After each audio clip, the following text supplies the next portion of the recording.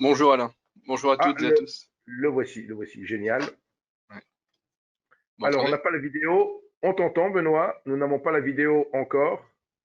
Alors, Nous je n'avons pas vais... la vidéo. Et voilà, nous avons la slide. Nous avons la slide et nous attendons la vidéo. Alors, donc, avec Benoît, enfin, nous allons parler Forex, comme vous le voyez, puisqu'il a repris le slide de présentation. Donc, pour ne pas perdre de temps, parce que toutes les interventions, tout le monde me dit que c'est court. Bon, le seul avantage, c'est que là, c'est la dernière intervention de la matinée. Il est 11h04, on va au moins aller jusqu'à midi 5, hein, on mangera très vite. De toute façon, au Luxembourg, les restaurants sont fermés, donc on va pas s'appesantir au restaurant et on fera casse-croûte rapidement. Donc voilà, c'est tout ça pour dire qu'effectivement, on pourra peut-être déborder de quelques minutes la tranche de midi, mais quand même pas trop, puisque après, il faut quand même se restaurer et rattaquer avec Amélie dès 13h. Donc, sans plus tarder, je te laisse la parole, Benoît. Bonjour à toutes et à tous, bonjour Alain, merci de me donner la parole. On va, avant de commencer, juste faire un petit check. Est-ce que vous voyez bien en plein écran le slide d'introduction, le Forex et les situations fondamentales fortes? Alors, on ne l'a pas en plein écran, on a le slide plus grand que le next slide, c'est-à-dire qu'on voit déjà le next slide, on voit les deux choses, c'est-à-dire qu'on a le... Ah, Donc, on n'est pas en plein écran. Pour répondre à ta alors, question, on n'est pas en je ne plein suis pas écran. sûr. Voilà, on n'est pas sur le bon écran alors. Donc, on Euh, n'est pas sur le bon écran. Donc, tu dois pouvoir changer l'écran.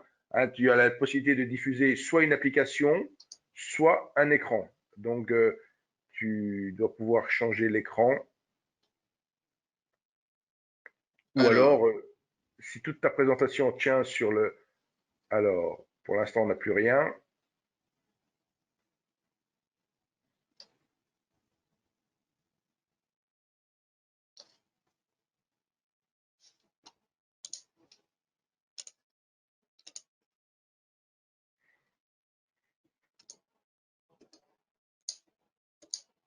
Alors, moi, je suis en train de régler. Alors, c'est le même que tout à l'heure. Sinon, choisis peut-être la présentation. Si c'est un PowerPoint, choisis peut-être de diffuser le PowerPoint ou le PDF. euh, Tu as un petit menu partage. Et dans ce menu voilà, est-ce que partage, en vous devriez dessous, voir l'écran? alors oui, c'est archi parfait. Voilà, Bon, c'est parfait. c'est bon, on est parti. Ok, donc on a une heure ensemble. On va faire un focus sur le Forex, hein, le marché que j'affectionne particulièrement, et on va faire un focus sur le fondamental. Évidemment, il y aura un peu d'analyse technique, mais on va surtout faire un focus sur la situation fondamentale et sur ces différents aspects, puisqu'il y a pas mal d'éléments en fait qui coïncident et qui se percutent en cette fin d'année 2020 et qui vont peut-être poser les bases pour la suite, notamment cette année 2021 tant attendue par tous. Je me présente avant de commencer, donc Benoît Fernandez-Rioux, et notamment auteur de ces deux ouvrages que vous avez à l'écran.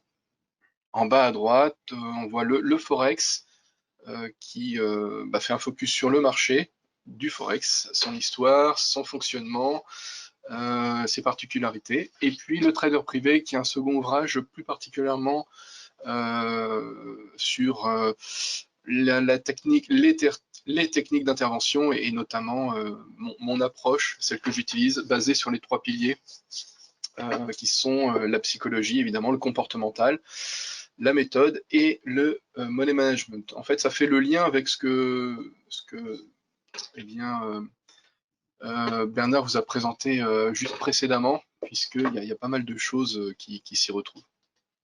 Donc, petit clin d'œil à Bernard, qui vous a donné pas mal d'éléments, effectivement, pour une bonne approche.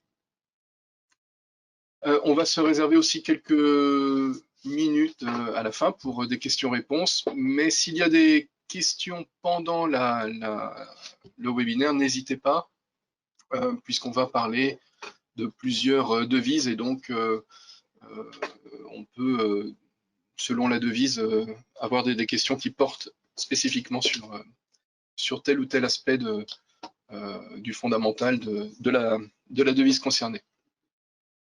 Voilà, donc si vous avez mon écran, eh bien, on va pouvoir commencer. Alors, déjà, on va poser les bases sur effectivement le fondamental, hein, on est là pour ça ensemble. En ce moment, il ne vous a pas échappé que nous sommes en pleine transition politique aux États-Unis, et notamment, même s'il y a toujours de certaines incertitudes, mais qui s'amenuisent de jour en jour sur le fait que effectivement Trump soit élu ou pas, puisque désormais le consensus porte sur Biden. Le consensus porte sur Biden, le consensus grandit sur Biden, et les recours sont de plus en plus rejetés au fur et à mesure du temps. Même si cette élection effectivement sera quand même un peu particulière, même si effectivement on a toujours l'ombre en quelque part de triche massive sur cette élection aux USA, il est fort probable quand même que Biden soit le prochain président. La date pour normalement avoir une certitude sur ce point sera voilà, dans à peu près 2 semaines, hein, vers mi-décembre, lorsque les grands électeurs auront élu évidemment le prochain président, puisqu'on a une sorte d'élection à deux tours. On a possiblement d'ici là quand même des recours possibles encore, des recours qui pourraient aller potentiellement jusqu'à la Cour suprême, mais au fil du jour, hein, c'est ce que je vous disais, les probabilités quand même s'amenuisent pour cela. Donc on va considérer que Biden est le prochain président, et on a le retour du multilatéralisme qui est en ligne de mire, et du Leading the World, je l'ai appelé comme ça, mais peu importe, c'est un slogan. Disons que les États-Unis, et Biden a déjà commencé à remettre ça au goût du jour, prend le contre-pied finalement du précédent président, en remettant l'Amérique sur le devant de la scène internationale, et sur les tables évidemment des grandes institutions comme l'OMC prochainement, l'accord de Paris entre autres, etc. etc. Les USA vont rejouer de nouveau un grand rôle à l'ONU, ce que Trump avait mis entre parenthèses pendant 4 ans, et voire même avec, pour certaines institutions, était carrément à l'inverse, puisqu'il avait retiré les États-Unis de certaines tables. Donc on a le retour du multilatéralisme, on a le retour et également d'une Amérique qui va guider le monde, comme elle l'a fait pendant un certain temps. Donc la parenthèse protectionniste que nous avons eue pendant 4 ans, pour l'instant, ne sera finalement qu'une parenthèse dans l'histoire récente. On a des tensions géopolitiques et des mouvements sur les théâtres d'opérations militaires, parce qu'il ne faut pas oublier que même si Biden a de fortes probabilités d'être le prochain président, Trump est encore président pendant à peu près une 50aine de jours, un peu moins de voilà, à peu près 2 mois. Donc on a potentiellement donc eh bien des décisions qui, entre guillemets, pourraient savonner justement la planche de Biden. C'est le but apparemment, puisqu'il accélère les retraits des théâtres d'opérations militaires, des petits boys américains qui seront plutôt devant la bûche que sur un désert afghan ou un désert irakien.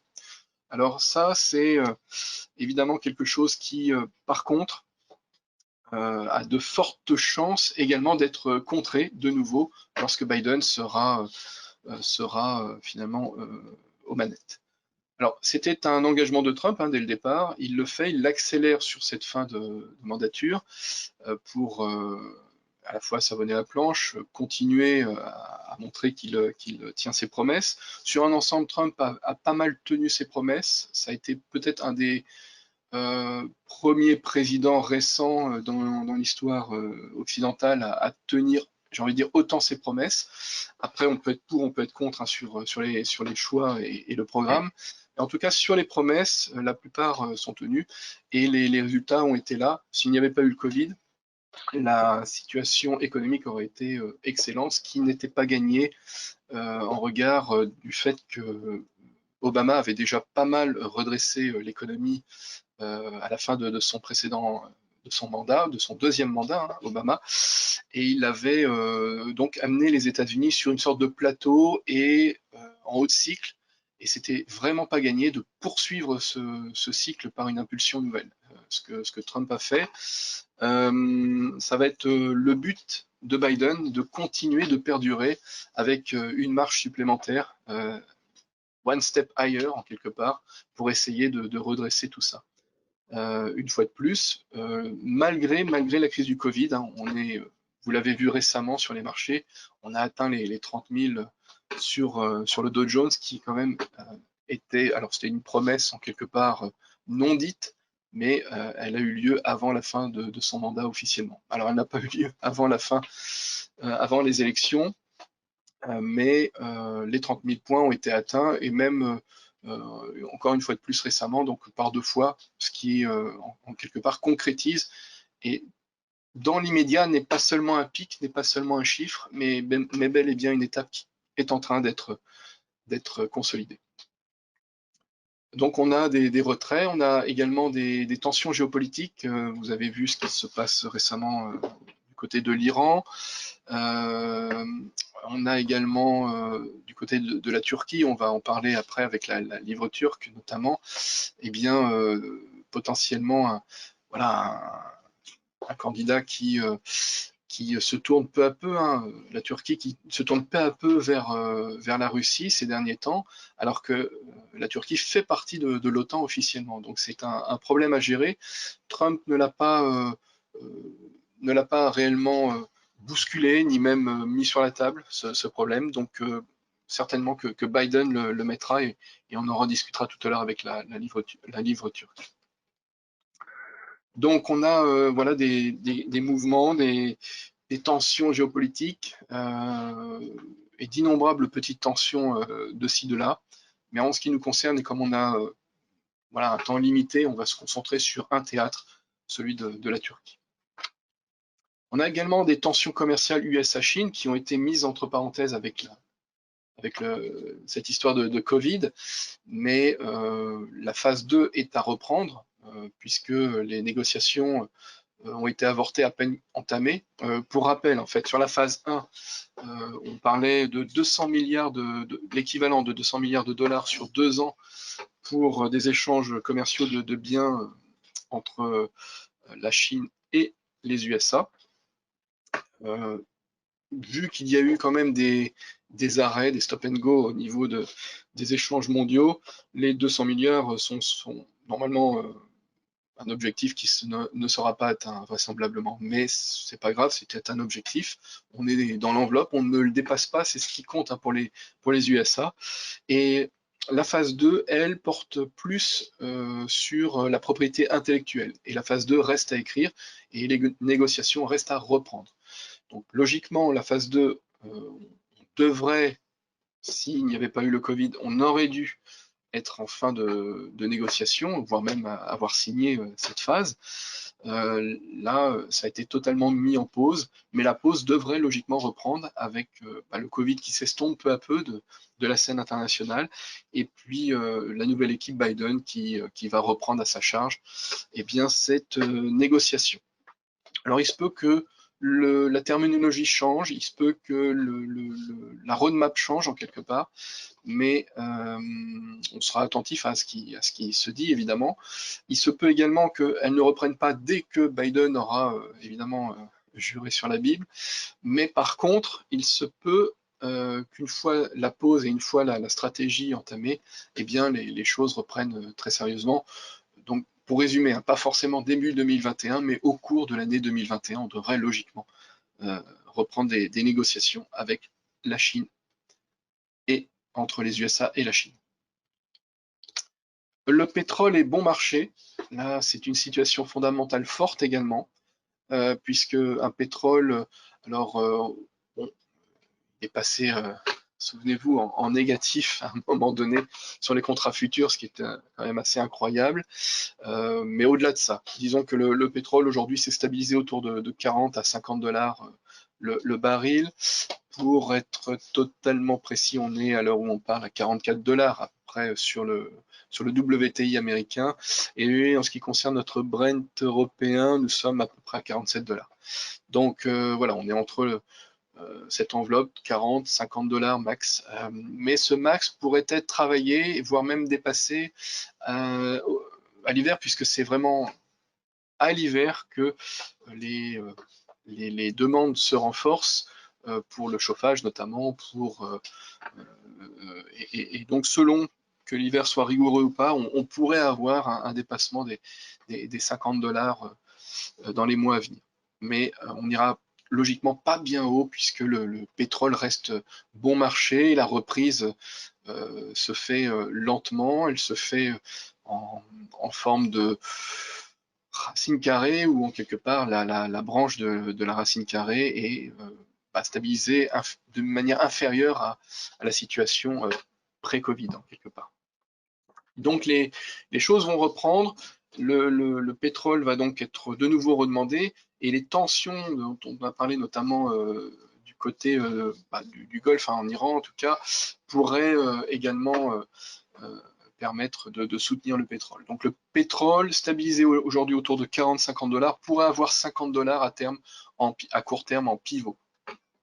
Voilà. Mais tout ça reste quand même un pétrole bon marché. Souvenez-vous, avant toute cette histoire de Covid, nous étions à un pétrole où il se disait qu'à 70 dollars, c'était un peu le minimum pour que finalement tous les acteurs s'y retrouvent, sans être trop cher, mais sans être non plus trop bon marché. Donc 70 dollars serait possible dans les années à venir, de nouveau, tranquillement, avec la reprise et les espoirs, notamment, qu'il y a du côté du Covid. En ce qui concerne le Brexit, ça existe toujours. Je sais que c'est un sujet dont on ne parle que peu, alors que pourtant on n'a jamais été aussi proche de l'échéance. L'échéance est donc on est le 2 décembre, et bien dans moins d'un mois, puisque le 1er janvier 2021, logiquement, les taxes et les droits de douane et les quotas et toute la réglementation quelque part européenne devrait logiquement s'appliquer sur les produits britanniques. Donc on est sur le dernier sprint pour les négociations. Il se peut évidemment que ça s'intensifie, normalement ça devrait s'intensifier dans les petites semaines à venir. Alors, personne n'est devin sur ces sujets, vous avez bien vu tous les rebondissements. Souvenez-vous, même à une certaine époque, on faisait même des schémas de scénarios pour savoir lequel allait être potentiellement choisi et qu'est-ce qui allait être possible de négocier. Des schémas assez complexes avec des échéances, des jalons assez ubuesques. Mais là, désormais, on est un peu au pied du mur et logiquement, il va falloir, quoi qu'il en coûte en quelque part, trouver un accord dans les prochains jours et peut-être dans les dernières heures de cette négociation. Donc il se peut qu'on ait un accord entre Noël et le jour de l'an, pourquoi pas. S'il n'y avait pas d'accord, on serait sur un no deal et donc à ce moment-là, on appliquerait ce que l'on applique à finalement n'importe quel pays étranger à l'Union européenne, et bien les quotas, les taxes, les droits de douane. Donc il vaut mieux un accord, évidemment pour tout le monde, un accord négocié. Ce n'est pas que dans que à l'avantage des Britanniques, c'est également à l'avantage de l'Union européenne, puisque l'Union européenne quand même exporte pas mal il y a globalement 800 milliards d'échanges en fait entre l'Union européenne et et le Royaume-Uni. Donc on est sur quand même des enjeux assez forts, un partenaire qui, quand il était au sein de l'Union, était quand même le deuxième pays en termes de PIB dans l'Union européenne, même s'ils n'ont jamais été totalement intégrés, puisqu'ils ont toujours été hors Schengen, ils ont toujours été hors euro. Donc l'idée derrière, c'est de négocier un accord qui permettra de dire que tout a changé pour que finalement sur le fond rien ne change. Donc il faut que tout change sur la forme pour que peu de choses changent sur le fond. C'est l'idée derrière ces dernières négociations, ce dernier sprint. Alors, les points d'achoppement, pour être totalement complet, portent sur 3 grands points. Alors le point le plus important est notamment la pêche. En tout cas, c'est le plus flagrant en ce qui concerne les points durs de la négociation, puisque là, il y a une vraie divergence de point de vue entre, évidemment, notamment la France et les Britanniques. On a également 2 autres points, mais qui sont relatifs. On a un point de gouvernance et un point de concurrence. Donc les points de concurrence et de points de gouvernance ne sont que des points, j'ai envie de dire, presque sur lesquels finalement on peut trouver des accords sans trop de difficultés. Le vrai point qui pourrait vraiment bloquer les choses, c'est le point sur la pêche. Ça paraît fou. C'est comme si un petit grain de sable venait puisque la pêche, ce n'est qu'un élément parmi tant d'autres, mais c'est un élément important, un élément symbolique, un élément qui fait que le petit grain de sable pourrait enrayer toute la mécanique, si imposante qu'elle soit. Donc on va suivre ça, et ça a un impact, et un potentiel impact sur les cours, notamment du GBP, on va voir ça après. Donc le dernier sprint, c'est ça qu'il faut retenir. On ne connaît pas l'issue, si c'est un no deal ou un deal. Peu importe que ce soit un deal, j'ai envie de dire à minima, ou un deal bien ficelé, peu importe le niveau. Ce que le marché retiendra, c'est qu'il y a un deal en quelque part. Donc il sera satisfait avec n'importe quel deal quasiment. On a également sur le point de situation fondamentale fort, et c'est peut-être le premier point à mettre d'un point de vue de l'importance, le point prioritaire de ces derniers temps, c'est la fameuse course au vaccin Covid. Il ne vous a pas échappé que depuis à peu près 2 semaines, on a des annonces assez intéressantes et même assez logiquement rassurantes, puisqu'on parle de plus de 90%, désormais 95% pour le vaccin de Pfizer. Voilà, cette course au vaccin, pour l'instant, profite à la bourse, profite aux sociétés dont l'annonce émane. Mais au-delà de ça, ça profite également à tous les indices, à toute la bourse. Et de fait, on en a parlé, c'est ce qui a permis les 30 000 points sur le Dow Jones récemment. Voilà, donc cette course devrait continuer, puisqu'il y a plusieurs dizaines quand même de laboratoires à travers le monde qui sont sur le coup. On sent que les gros comme Pfizer, AstraZeneca entre autres sont bien positionnés. Puis on a un petit candidat qui est quand même très prometteur, Moderna, qui est bien positionné également. Alors cette course au vaccin, c'est évidemment il y a beaucoup de choses à dire sur le Covid, c'est pas un sujet Covid pendant cette heure, donc on ne va pas s'étaler sur toute l'absurdité de la gestion de cette crise, qui est finalement que la quintessence de ce que l'on connaît en temps normal déjà, qui est finalement le fait que l'on vive, notamment dans ce pays, dans une dictature administrative. Et cette couche sanitaire qui s'est rajoutée fait que la complexité des procédures, des réglementations, des normes, de la fiscalité, enfin, tout ce qui finalement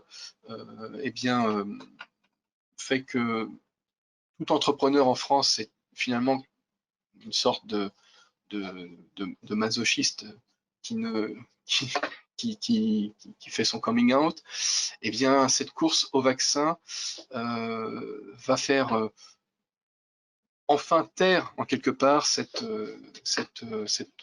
situation ubuesque qui a été, bon, que l'histoire jugera, hein, mais qui n'en fait pas, n'en fait aucun doute, jugera de manière sévère avec le recul cette, cette gestion d'une pandémie quand même qui, si elle était assez mystérieuse au départ, aujourd'hui avec le recul, on comprend bien qu'on n'est plus du tout dans quelque chose qui a trait au sanitaire, mais qui a bien attrait à voilà, du politique, de l'administratif, de la volonté de gérer finalement les choses. Donc toute cette absurdité, certains parlent d'absurdistan et c'est vrai que c'est totalement révélateur. Toute cette absurdité devrait en 2021 être pas oubliée, mais en tout cas largement atténuée grâce justement à ces espoirs de vaccins. Donc ça, c'est quelque chose de très fort et c'est quelque chose qui va faire varier les marchés dans les années à venir, dans les mois à venir, c'est sûr, dans les années à venir aussi, sachant que, attention, cette course au vaccin, aujourd'hui, on est dans la phase des annonces, c'est très prometteur. Pour l'instant, on n'a pas d'études réelles revues par les pairs, ni même possibilité de valider ou de contester un petit peu ces résultats à 95%. Mais on se précipite, tous les verrous ont sauté justement pour aller au plus rapide sur ces vaccins.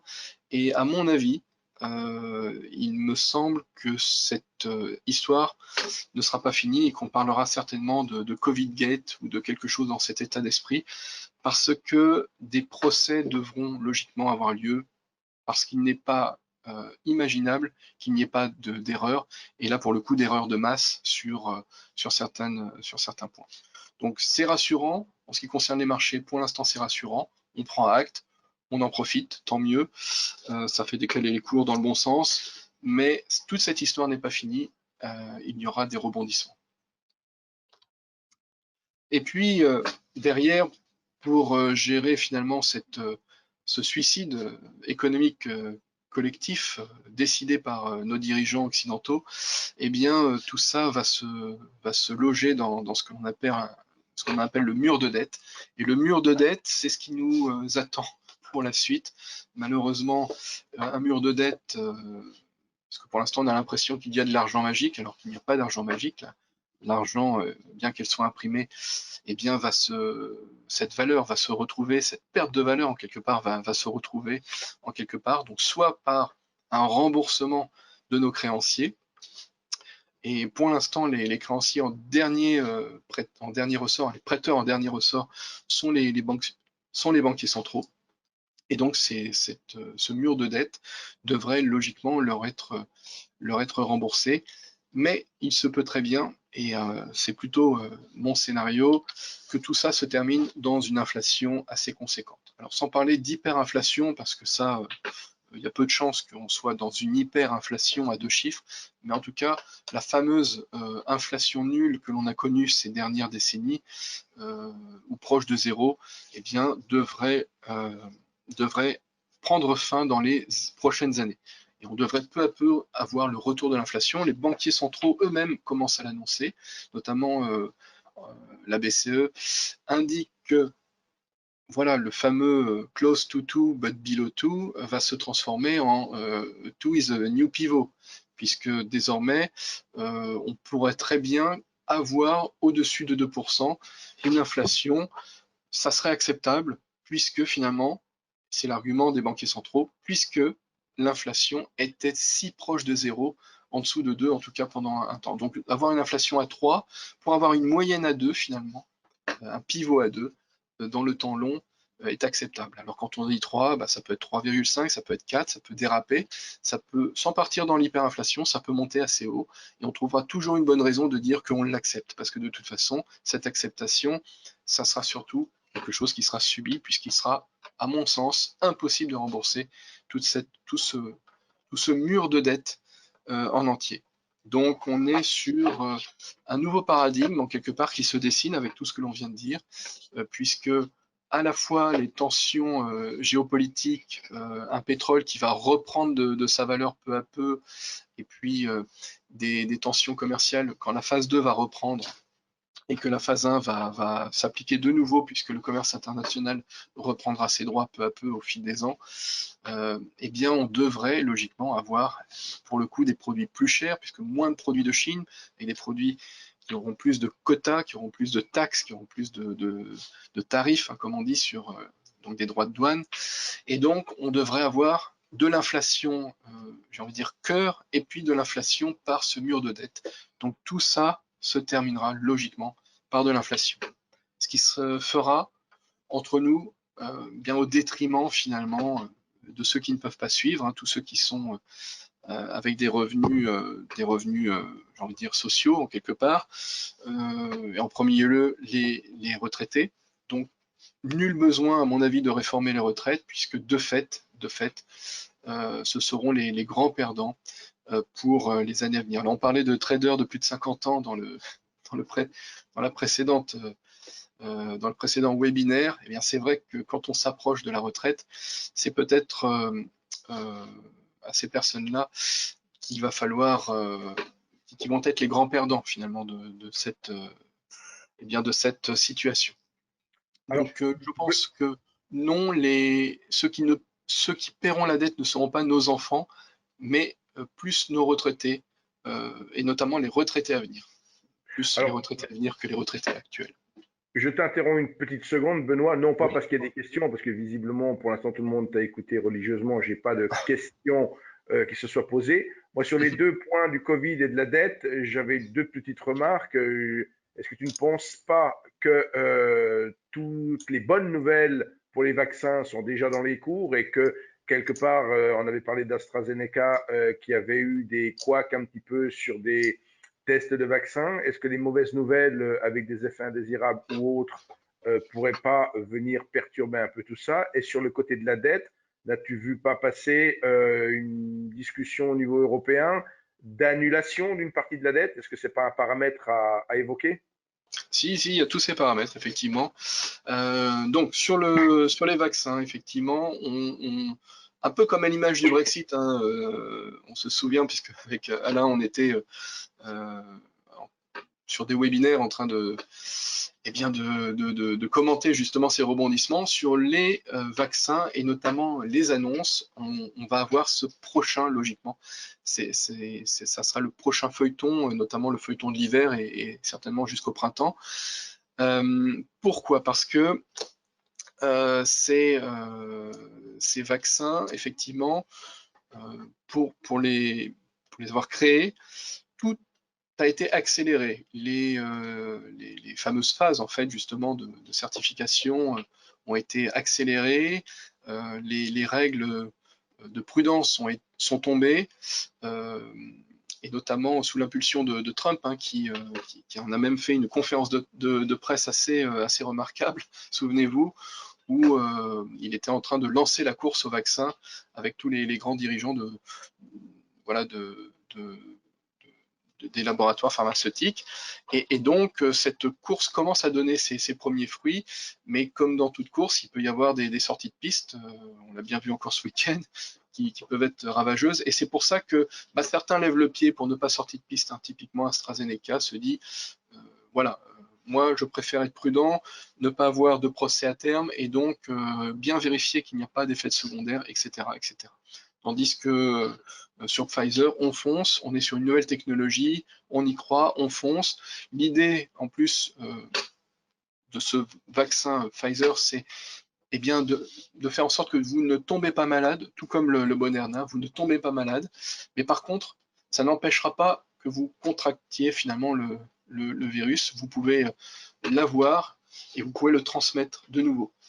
Donc vous restez vecteur en fait de transmission, ce qui veut dire que à la fois le Pfizer et le Moderna, cette technologie d'ARN ne peut pas être, j'ai envie de dire, rendue obligatoire. C'est un type de vaccin qui philosophiquement ne peut pas être rendu obligatoire puisqu'on ne protège pas les autres de fait, on ne fait que se protéger soi-même. C'est un petit peu comme si on faisait une sorte de traitement, non pas a posteriori, mais a priori. Voilà. Donc, ce n'est pas le cas d'AstraZeneca qui est sur de la technologie classique, et donc on est sur quelque chose qui est un peu plus éprouvé, mais qui est plus dur à trouver et à la fois à mettre au point. Et par contre, ça c'est un vaccin qui devrait logiquement éviter que l'on soit vecteur de la maladie. Donc à la limite, ce vaccin pourrait logiquement rentrer dans la discussion, faut-il le rendre obligatoire ou pas. Tandis que la première technologie, à mon sens, ce n'est pas possible. Ça, c'est pour le Covid. Et donc, effectivement, on va avoir, voilà, au fil des semaines et des mois à venir, eh bien, ces annonces de toutes ces sociétés qui vont dans le bon sens et qui profitent généralement à ces sociétés le jour même. Et puis ensuite, les gains étant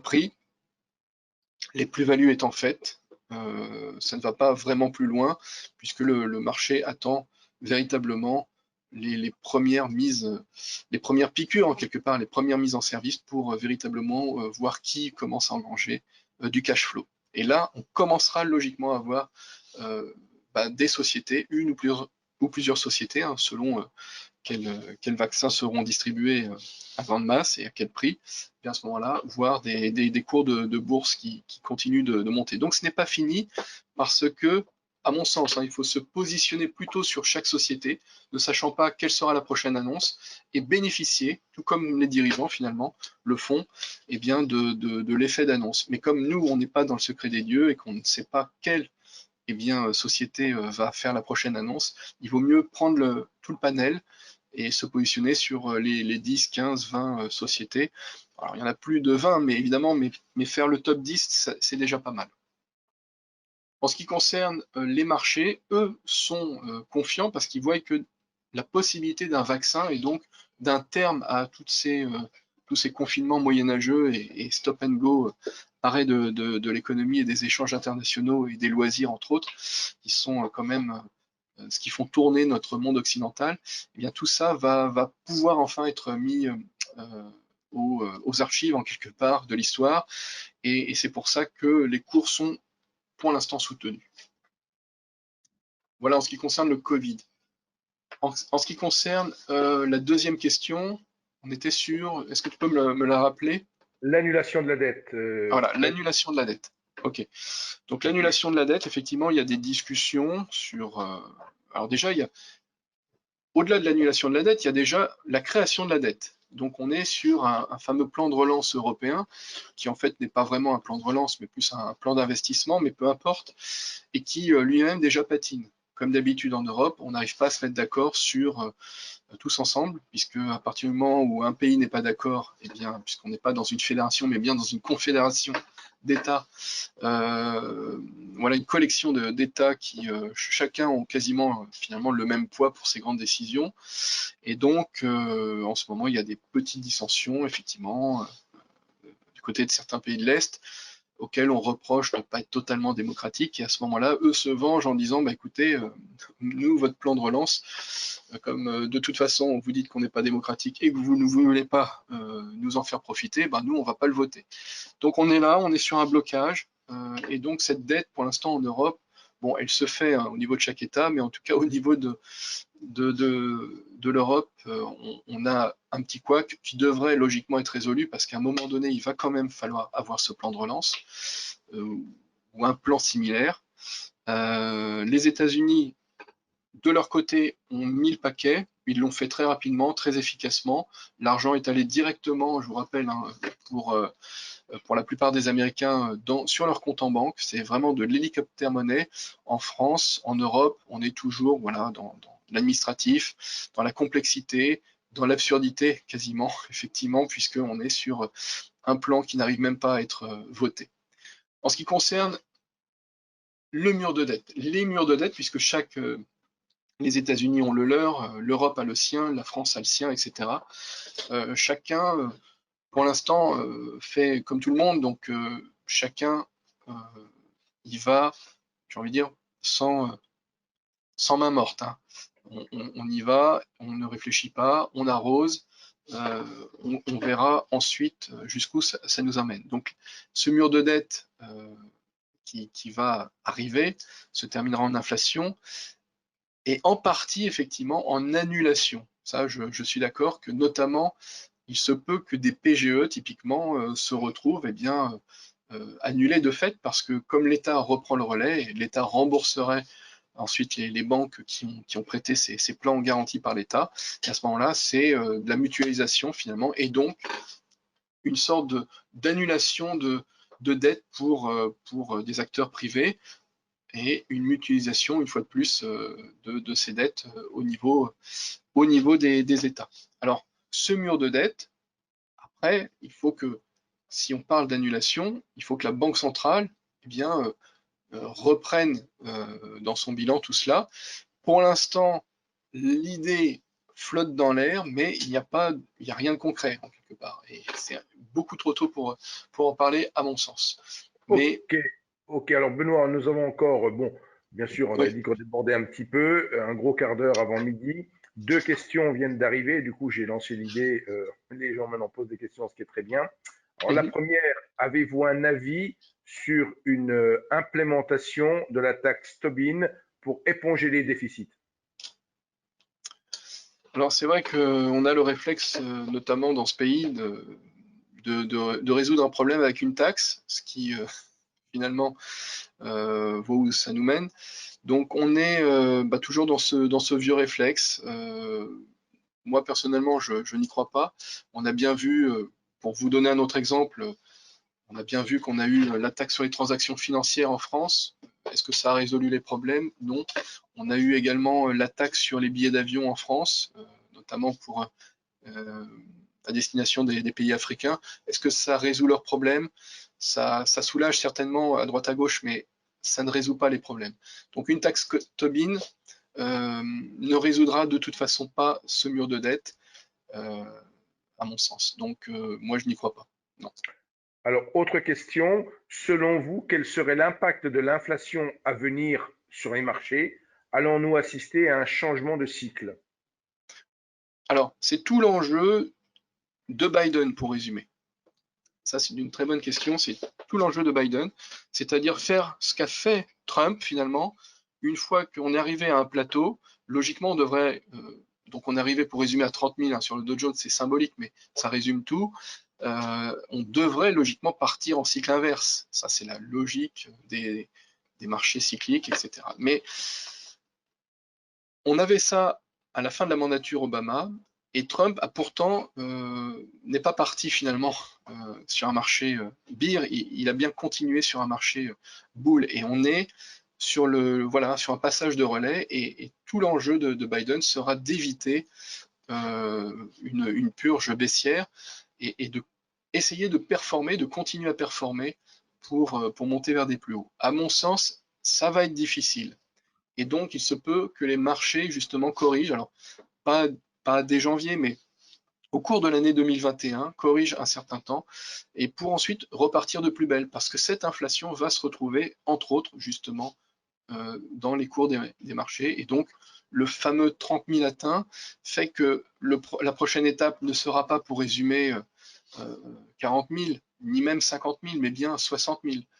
Et alors, pas en 2021, évidemment, ni même dans les 2 ans à venir, mais à terme, c'est-à-dire dans les 4, 5, 6 ans, 7 ans, un cycle fait à peu près 8 ans hein, sur la bourse et sur nos économies. Alors c'est une moyenne, hein, 8 ans. Hein. Parfois c'est 7, parfois c'est 10, c'est une moyenne.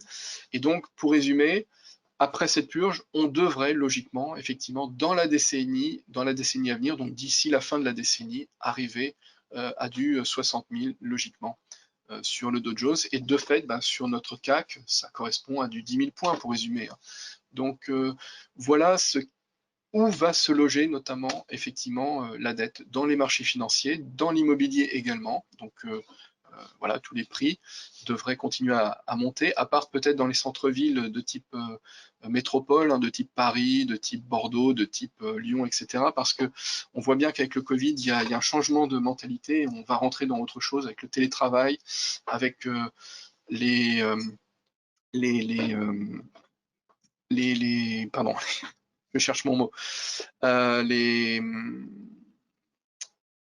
manifestations, voilà, tout simplement, les manifestations incessantes dans les centres-villes, la pollution, les problèmes de stationnement, le bruit, etc. Tout ça fait que désormais, on a bien compris, c'est au moins quelque chose de positif hein, qu'il y a eu avec le Covid, eh bien, on a une sorte de changement de prise de conscience, de changement de mentalité de la part de tous ces urbains qui, pas tous, mais pour certains, et en masse, peut-être 20%, peut-être 30%, à terme peut-être la moitié, vont vouloir passer le périph', aller plus loin, aller entre guillemets en banlieue, voire même en province, ce qui était inenvisageable il y a encore un an pour eux, avec un premier confinement, puis un second confinement, commence, et puis le télétravail qui est possible désormais, commence à être dans l'ordre voilà, dans l'ordre de leur priorité. Et donc, pour résumer, hein, ce mur de dette, cette inflation va se loger derrière, évidemment, au niveau des prix des indices, au niveau des prix de l'immobilier, mais pas forcément dans les cœurs de ville, mais peut-être dans des villes secondaires, des villes de province, des villes dont on n'a même pas idée encore aujourd'hui. Et puis, évidemment, dans les prix au quotidien, c'est-à-dire que la baguette de pain, pour l'instant, de 1 euro, elle devrait logiquement passer plutôt à 2 euros. Wow. Alors, c'est dans la décennie à venir. D'accord. Voilà. Alors, s'il n'y a pas d'autres questions, comme il reste 10 minutes, je vais vous proposer de désormais passer sur les courbes, et notamment sur USD CNH. On a parlé un petit peu de ce qui se passe en Chine, on a parlé de ce qui se passe aux États-Unis, de ce que fait la Banque centrale. Alors, ce qu'il faut savoir, c'est qu'on a eu des batteries de chiffres en Chine. J'en ai pas parlé dans le brossage du tableau fondamental, mais c'est le moment de vous en parler. On a sur la Chine une recovery qui est finalement assez, pas exceptionnelle, hein, c'est pas le terme du tout, mais qui est assez surprenante en quelque part, puisque finalement c'est la confirmation que désormais la Chine a beaucoup moins besoin eh bien, de l'Occident qu'auparavant. elle Alors a gagné la c'était guerre. Elle a gagné comment? la guerre du Covid. La Chine a gagné la guerre du Covid. En quelque part, ça lui a plus profité, alors qu'au départ, c'est venu de là-bas, officiellement en tout cas, à ce jour. Les choses pourraient changer par la suite, mais pour l'instant, c'est venu de là-bas et c'était certainement, il y a encore un an, quelque chose qui allait les desservir. Et pourtant, la Chine en a totalement profité. Alors le pays qui en a le plus profité, c'est même son petit voisin, le Vietnam. Et tous les pays d'à côté finalement en profitent parce que voilà, c'est eux qui produisent les masques, c'est eux qui produisent finalement tous les objets jetables et en plastique dont on a besoin pour se prémunir du Covid, entre autres. Donc c'est assez incroyable puisque l'Asie profite eh bien de cette situation, tandis que l'Occident s'est effondré. C'est un suicide collectif hein, que l'on a fait avec un confinement moyenâgeux, en suivant plutôt un exemple chinois, alors qu'on aurait dû suivre plutôt un exemple sud-coréen, voire même un exemple suédois. Je vous signale qu'en Suède, il n'y a pas de deuxième vague. Hein. On ne parle pas du tout de deuxième vague. Ici, on a une deuxième saison, parce qu'effectivement, on a un petit peu bloqué finalement la diffusion lors du premier confinement, et tout ce que l'on bloque revient naturellement au galop, donc c'est revenu effectivement sur cette deuxième saison, comme la grippe revient tous les ans finalement, avec le froid, le Covid a repris ses droits pour une seconde saisonnalité. Voilà. Et on fera le bilan parce que là il est un peu tôt et on n'est pas médecin, mais sans être médecin, il suffit de regarder les deux courbes, la France, la Suède, et puis on comprend bien qui a eu raison. On a ici donc un effet USD versus CNH. Alors CNH parce qu'on ne peut pas intervenir directement sur le CNY, on intervient sur le yuan offshore, donc voilà, d'où le CNH et non pas le CNY, et on est sur un effet assez magnifique de carry trade finalement, puisque l'USD, comme vous pouvez le constater, est en train, depuis maintenant des mois en fait, est en train bien, de se déprécier. Donc c'est une dévaluation qui ne dit pas son nom. Alors dévaluation, c'est une volonté politique, c'est fait en one shot. Donc elle ne dit pas son nom puisqu'en fait c'est une dépréciation à marche lente qui se fait dans un canal assez beau, assez parfait. Et ça, c'est parce que les marchés, avec le Covid notamment, anticipent que voilà, le plan de relance, les plans de relance américains qui ont été très massifs, contrairement au plan européen, qui ont véritablement été massifs, qui ont été directement dans la poche des gens, entre autres, et qui est donc véritablement un vrai plan qui se termine en monnaie sonnante et trébuchante, eh bien, fait que le dollar se déprécie, forcément, donc versus une autre devise, et notamment versus le yuan, qui lui s'apprécie, puisque la Chine s'en tire, et c'est confirmé avec les derniers chiffres. Alors, les derniers PMI, vous voyez, ils étaient notamment, celui qu'on a eu hier, 54,9, alors qu'on attendait du 53,5. Donc on est au-dessus, et déjà on est au-dessus de 50, et on est au-dessus de l'attendu. Quasiment 1,5 points au-dessus. Donc la Chine s'en sort, et surtout la grande conclusion, c'est que la Chine s'en sort sans avoir besoin désormais forcément de l'Occident autant qu'avant. Elle en a toujours besoin, mais pas autant qu'avant. Donc elle accélère sa mutation, elle accélère son autonomie, elle accélère l'accès à son rang de grande puissance économique. Et donc ça, c'est un canal que je vous invite à travailler. Donc on a quasiment touché la ligne haute de l'oblique, donc haute, avec des indicateurs qui vont pour l'instant blabloter, mais sont quand même dans le sens d'une prochaine phase baissière, donc voilà, de 6,6. Alors, on a un potentiel quand même de retour vers 6,3. 6,3, c'est vraiment, j'ai presque envie de dire, la fin de canal. Et ensuite, on verra avec le début de mandat de Biden ce qu'il se passera. Donc ça, c'est un stop au-dessus de 6,6, hein, ça se voit à l'œil nu, et on est aujourd'hui à 6,56, viser les 6,30 en objectif ultime, avec des petits délestages au fil des prochaines baisses. Alors attention aux mèches piégeuses. Oui. On est bien d'accord, c'est du swing, c'est du daily, hein, tu ne l'avais pas précisé, le Ah oui, graphique est en journalier, donc oui. c'est pas du scalping ni du day trading, c'était juste pour le préciser à nos intervenants. Non, c'est pas du day trading, parce que le day trading en un webinaire d'une heure, c'est compliqué. Le scalping, c'est pas compliqué, mais par contre, ce n'est pas mon domaine de prédilection. Moi, en plus, je suis plutôt swing trader, donc ça me convient très bien. Donc, tout ce que je vous raconte, effectivement, c'est basé sur un graphe daily. Je ne sais pas si vous voyez, c'est écrit en haut à gauche, hein, daily. Je ne sais pas si vous voyez l'info. Oui, oui, tout à Oui, fait. ok. Donc c'est sur un graphe daily, et effectivement, c'est pour un horizon de temps sur les prochaines semaines, et là, ce canal va même perdurer logiquement encore plusieurs mois. On a, ce qu'il faut bien voir, c'est que c'est du carry trade, hein, dans le sens, enfin, il y a un effet carry trade au-delà des fondamentaux, qui est que voilà, la Fed rémunère à 0% son dollar américain, qui est en devise de base. Donc en gros, pas de rémunération, tandis que la Banque centrale de Chine rémunère à plus de 4%, 4,35 à ce jour. Donc on est sur, quoi qu'il arrive, des intérêts overnight qui s'accumulent en votre faveur quand vous êtes short sur USD CNH. Après, on a une autre paire qui est USD TRI, USD donc livre turc, avec un canal haussier, donc qui va à l'inverse de ce que l'on a vu précédemment. On est toujours en daily, et finalement, oui, un beau canal. Alors ça pourrait, parce que là, c'est pas totalement touché ici, hein, donc on pourrait même faire un porte-voix qui s'écarte. Mais en tout cas, mettons ces bornes. La borne basse, en tout cas, est très valide, hein, elle a été touchée par 3 fois, une fois ici en mars, une fois ici en juillet-août, et puis ici, évidemment, en novembre. Donc on est sur le bas de l'oblique et on devrait logiquement travailler toujours ce canal haussier, puisque finalement, même si le dollar américain a tendance à se déprécier, contre la livre turque, eh bien, le dollar américain reste encore une valeur refuge.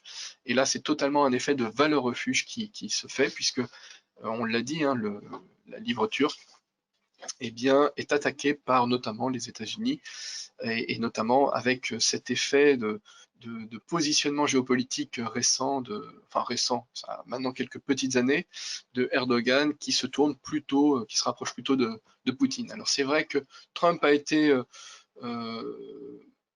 menaçant, mais sans trop aller plus loin que cela. Biden devrait logiquement, à minima, rester sur cette ligne et peut-être aller plus loin. En tout cas, l'administration américaine devrait durcir sa position vers la Turquie dans les années à venir. Et ça, c'est ce que le marché anticipe avec toujours cet effet donc, de perte de valeur de la livre turque. Donc moi, je vous invite plutôt à passer long en quelque part sur cette paire. Alors à des moments opportuns, c'est peut-être pas l'idéal de passer aujourd'hui, mais peut-être d'attendre, surtout vous avez une phase baissière actuelle en cours là sur les bougies daily, donc attendre un retour. Bon, moi j'ai noté vers 7,6 hein, actuellement. On est vers 7,8, vous voyez, donc 7,82 hein, pour être précis ce jour.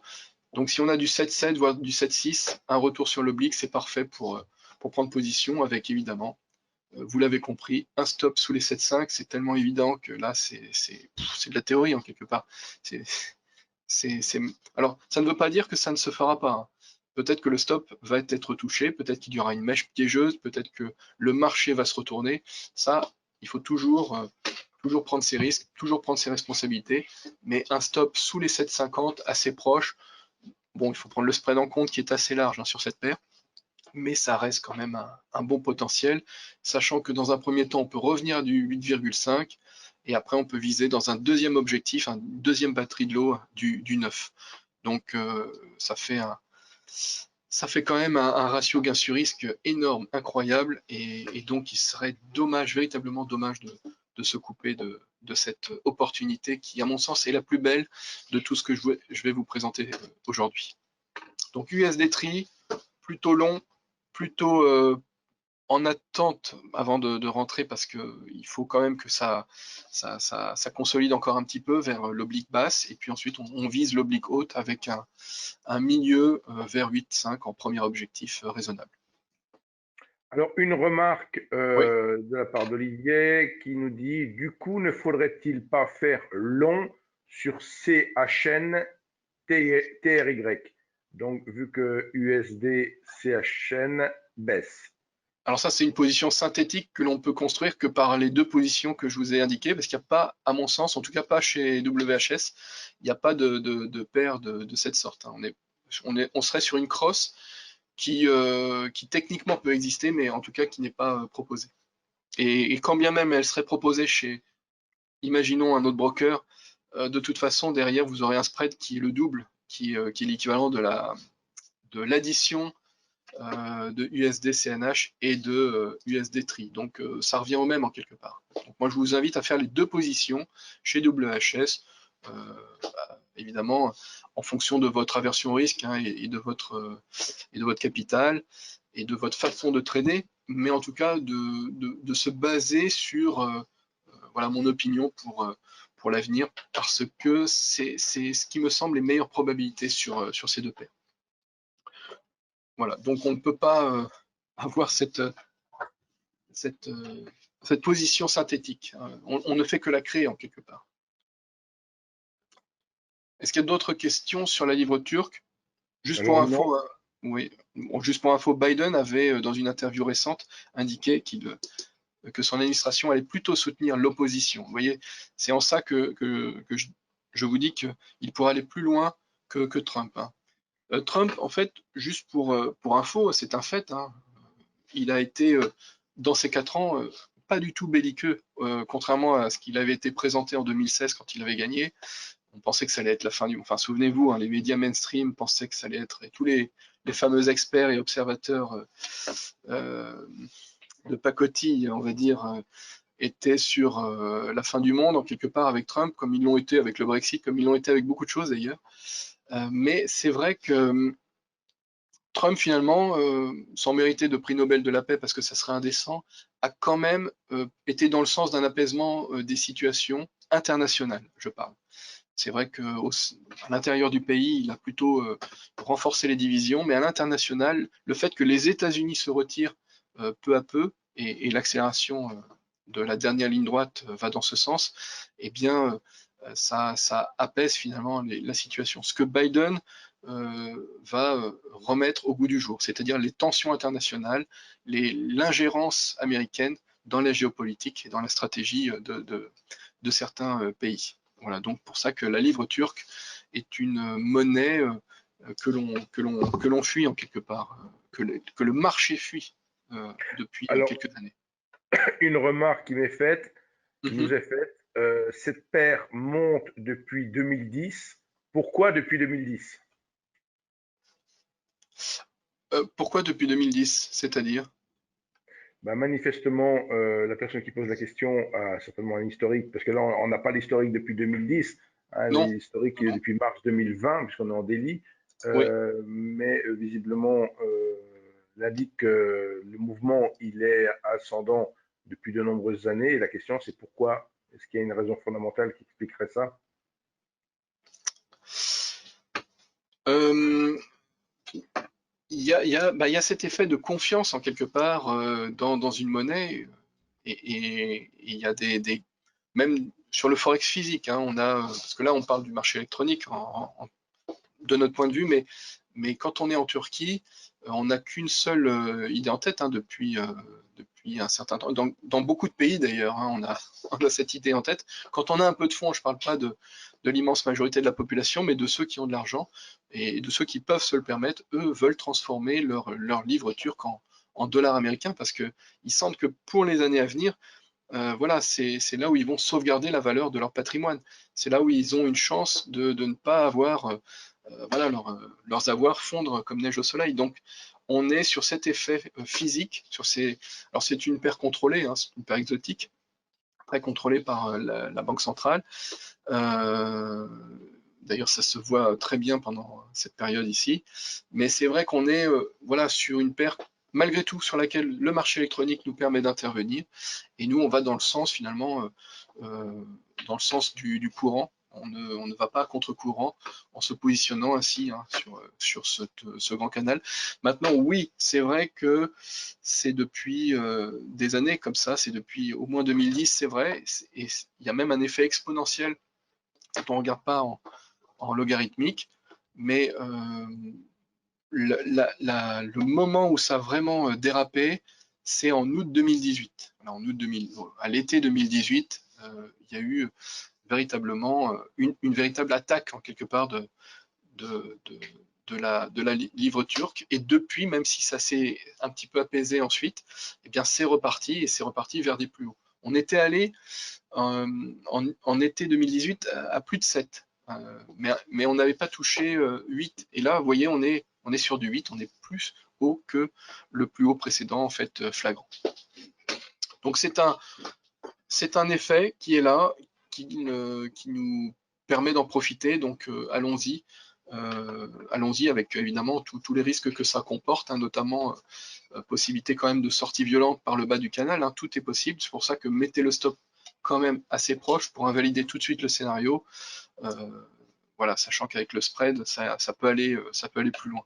Et quand ça casse, sur des paires exotiques, parfois ça va loin, ça va loin et ça va fort, hein, donc il faut prendre ses responsabilités. Souvenez-vous sur une paire exotique qui le fut pendant un temps, qui était le franc suisse, avec le fameux floor à 1,20 contre l'euro.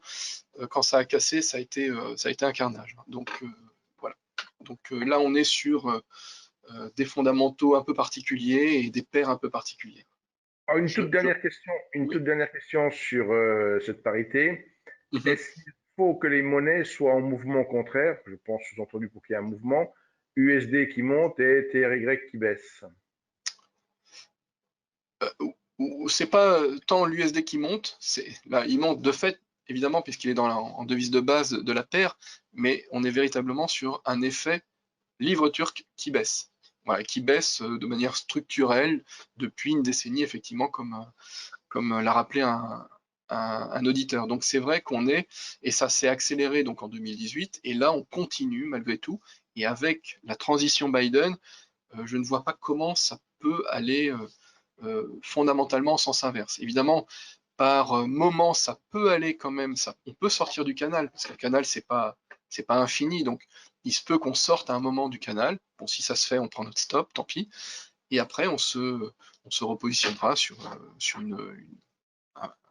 prochain trade, évidemment. Ouais. Mais structurellement, la livre turque baisse, et ce n'est pas l'USD en fait qui monte. Alors, une question qui mixe analyse technique, analyse fondamentale. Peut-on détecter les changements de tendance uniquement avec l'analyse fondamentale, sans analyse technique? Les deux vont de pair, c'est pour ça que moi je mixe les deux.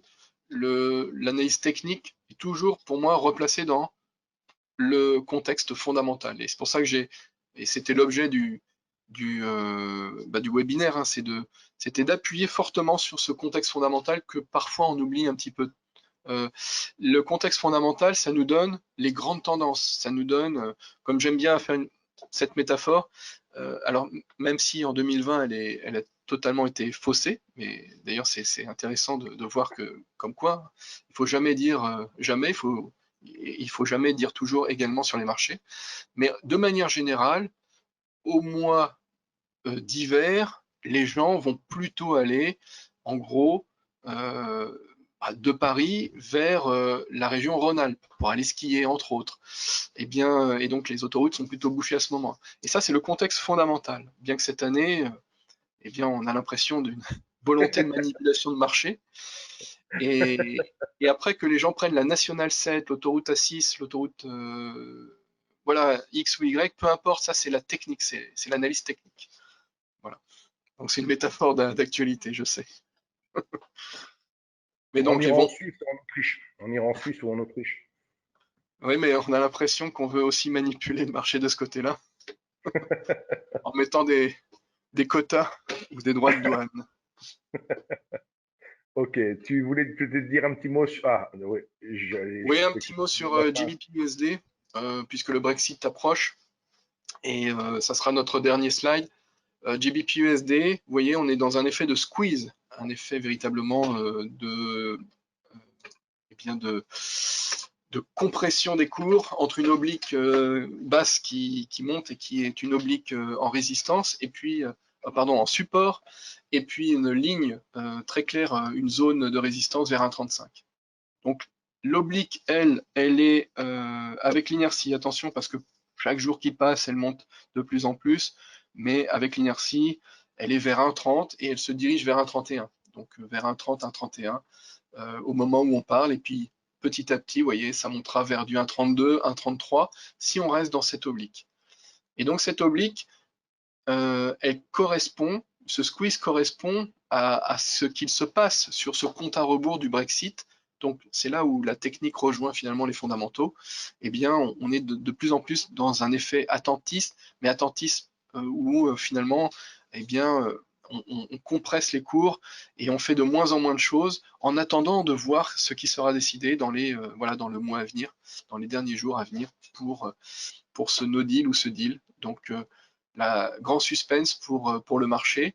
Donc, si c'est un deal, évidemment, ça devrait partir vers le haut, profiter au GBP qui est en devise de base. Donc, profiter pour un retour voilà, vers les 1,40 dans un premier temps, et puis le potentiel en deuxième objectif pourrait même aller vers 1,45, voire 1,50, parce que avant le Brexit, avant le vote sur le Brexit, nous étions sur un GBP-USD autour de 1,45, 1,47. Donc ça, c'est l'objectif un peu ultime de ce type de position. Donc si on a un deal d'ici le 31 décembre 2020, on pourrait voir les cours partir fortement et nerveusement, subitement vers le haut, et donc aller vers, dans un premier temps, les 1,40, pour un premier objectif raisonnable, et puis ensuite dans le temps long, c'est-à-dire en gros en 2021, tranquillement, aller rejoindre les 1,45, voire les 1,50, mais à ce moment-là, il y aura quand même pas mal de consolidation, de pullback baissier, donc ça sera là pour le coup, ce que je vous donne, c'est pas un trade, c'est pas une position, c'est un contexte fondamental probable pour le cas où il y a un deal. Moi, je pense qu'il y aura un deal, quoi qu'il arrive, parce que il va falloir quand même se mettre d'accord. Le no deal est possible, techniquement, il sera gérable, puisque depuis le temps, les douanes se sont mis en ordre de marche, tout le monde se met en ordre de marche. On a même eu récemment l'administration anglaise qui a indiqué, même du côté européen, on a indiqué aux entreprises, préparez-vous à un no deal dans tous les cas, comme ça préparez-vous au pire, comme ça si y a un deal, ben, ça ne peut être que mieux. Donc je pense que même s'il y avait un no deal, à ce moment-là, évidemment, on pourrait casser l'oblique baissière, parce que ça pourrait décevoir les marchés et donc desservir finalement le GBP. Mais vu qu'on est quand même vers les 1,35, et tant qu'on est vers les 1,35, dans un premier temps, on devrait repartir vers l'oblique, sans aller très fortement vers le sud, pour résumer. Donc en fait, pour résumer, même en cas de no deal, on ne devrait pas avoir un énorme potentiel baissier, tandis qu'en cas de deal, on devrait avoir un potentiel haussier qui est, à mon sens, beaucoup plus grand. Alors après, on peut hedger, on est dans un squeeze, donc c'est tout à fait possible, hein, positionner un ordre, finalement, un ordre limite de part et d'autre, et puis remonter l'ordre limite au fil du temps, ici, évidemment, pour suivre l'oblique. On peut hedger, on peut faire ça un petit peu artisanalement, avec finalement une position en dentelle en quelque part. On peut également se positionner si on a une forte conviction. Moi, c'est plutôt mon cas hein, sur un deal dans l'absolu, même s'il arrive au dernier moment, et donc plutôt prendre dès qu'il y a un retour vers le bas, prendre pour avoir un meilleur potentiel vers le haut, c'est-à-dire au lieu de le prendre actuellement, on est à 1,3360, près de 1,34, donc eh bien prendre plutôt vers 1,33, voire même 1,32 si possible dans les prochains jours pour espérer casser les 1,35 et ensuite tenter d'aller au moins dans un premier temps vers les 1,40. Alors vers les 1,40, ça veut dire 1,38, 1,39, hein, pas forcément le chiffre rond des 1,40, évidemment, tout en plaçant notre stop sous cette oblique baissière. Alors, Voilà merci. pour Oui. certaines idées donc de scénario. Alors, merci mille fois, Benoît. Donc, je vais très satisfait de cette première matinée déjà parce qu'on est resté toujours sur un très très fort taux de présent.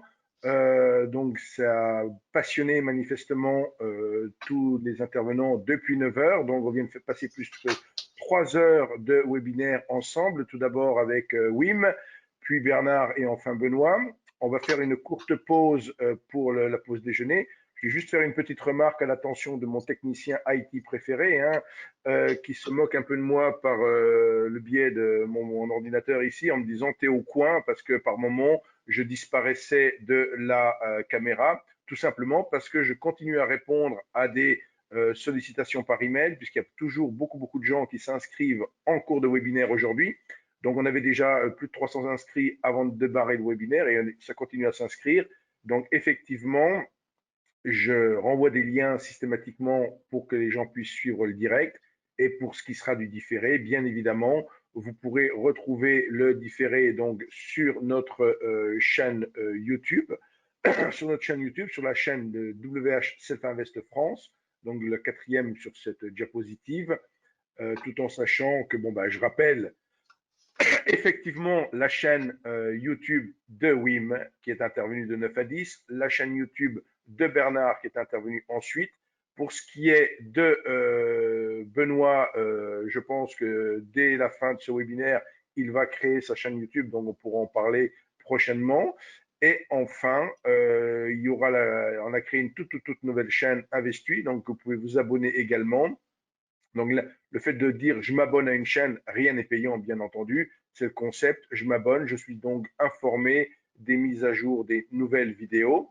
Donc, c'est toujours intéressant, si on s'intéresse effectivement à tel ou tel sujet, de s'abonner. Et cet après-midi, on aura d'autres intervenants que seront Eric Crescendo Trading et Investui, qui ont tous trois une chaîne YouTube également.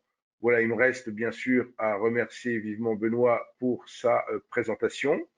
Nous allons donc faire cette courte pause et nous vous revenons bien sûr dès 13 heures pour la suite. Voilà, je laisse le mot de la fin à Benoît.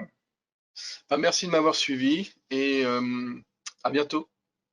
Merci Benoît, à bientôt. Au revoir et à tout à l'heure pour la suite.